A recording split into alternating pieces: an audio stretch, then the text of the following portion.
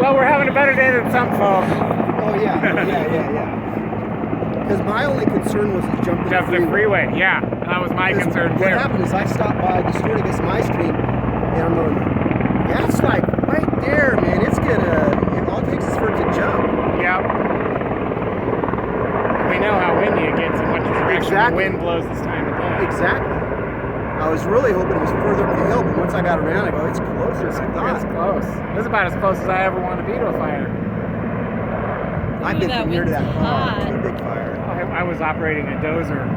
Whoa. Yeah. Oh, cool.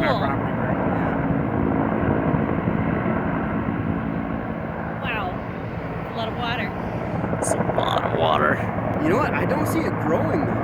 That's the big thing. As long as it doesn't grow, no, I think we'll be all right. It's all white smoke and it smells damp. You can smell the water in the air. I think we're all right. Yeah, so do I. Well, I mean, how many places get 3 response helicopters? I mean, yeah, because it's not growing with this wind. That's what I was worried about. Is it growing and jumping? Kicking up? Yeah.